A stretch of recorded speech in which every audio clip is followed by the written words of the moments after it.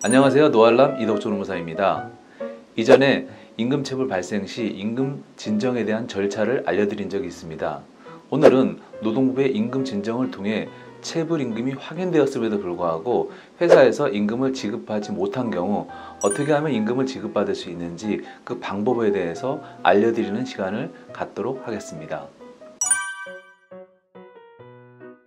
많은 분들이 노동부에서 임금을 받아주는 걸로 알고 있는데 그렇지는 않습니다. 노동부는 법 위반 여부에 대해서 조사하고 위반 시 시정 지시를 통하여 사업주가 노동법을 준수할 수 있도록 행정 지도와 감독을 하는 행정기관입니다.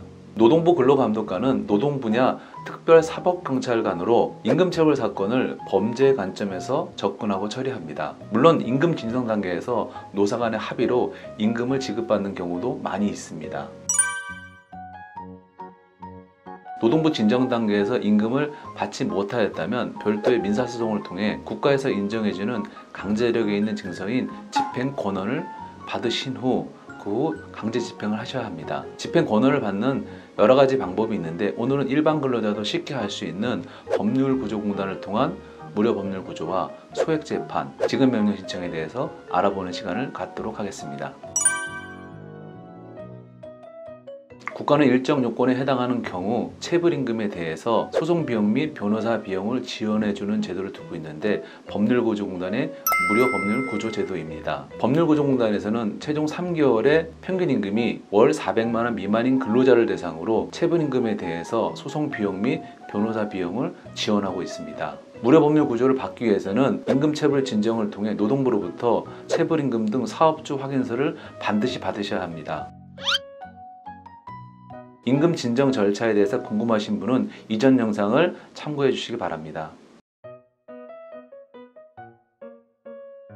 민사소송은 복잡하고 어려워서 변호사의 영역으로 일반인은 할 수 없다라고 생각하시는 분들이 많은데 그렇지는 않습니다. 임금체불과 같이 특히 민생채권인 경우에는 국가에서 간단한 절차를 통해 집행권한을 부여하고 있습니다. 체불임금이 3천만 원을 초과하지 않는 경우에 대해서는 소액재판으로 분류됩니다. 이 경우 소장을 작성하고 약간의 인지세를 납부한 후에 관할 법원에 제출하시면 되고 인터넷으로도 접수 가능합니다.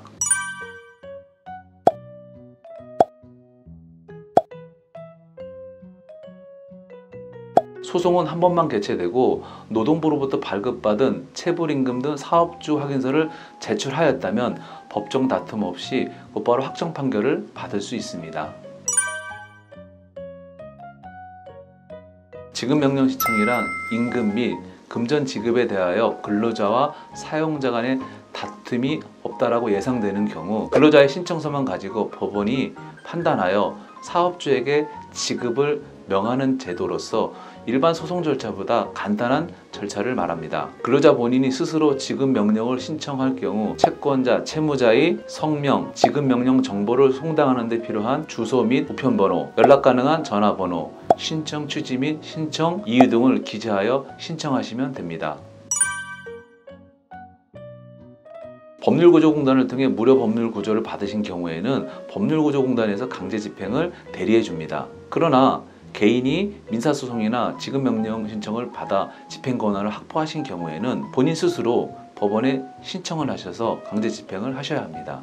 회사를 상대로 강제집행을 할 경우에는 회사의 부동산이나 예금계좌, 채권 등의 강제집행을 하실 수 있습니다. 부동산의 경우 강제집행 절차를 개시하고 싶다면 강제집행 신청서를 법원에 제출하시면 강제집행 절차가 개시됩니다. 혹은 회사의 금융계좌에 대해서 강제집행을 하시고 싶다면 회사의 정확한 계좌번호를 알지 못한다 하더라도 은행명만 아셔도 강제집행은 개시가 됩니다. 이러한 절차를 통해서 체불임금을 받으실 수 있습니다. 법률구조 신청서를 작성하시고 체불임금 등 사업주 확인서, 신분증, 주민등록 등본, 법인 등기부 등본, 막도장을 첨부하시면 됩니다.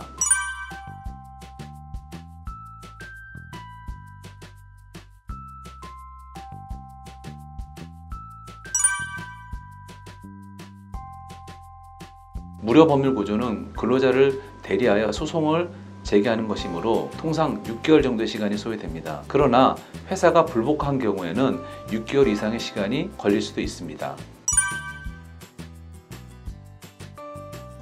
당연히 이의제기가 가능합니다. 법원으로부터 지급명령 신청을 받은 사업주는 이의제기를 신청할 수 있으며 이렇게 되는 경우 지급명령 신청은 본안소송으로 전환이 됩니다. 단 사업주가 14일 이내에 이의 제기를 하지 않는다면 지급명령 신청은 확정이 됩니다.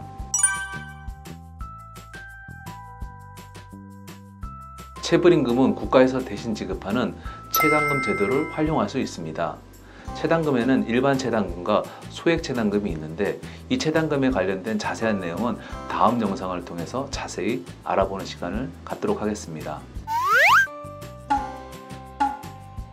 오늘은 노동부에서 체불임금이 확정되었음에도 불구하고 회사에서 임금을 지급하지 않는 경우 어떻게 하면 임금을 받을 수 있는지에 대해서 알아보았습니다.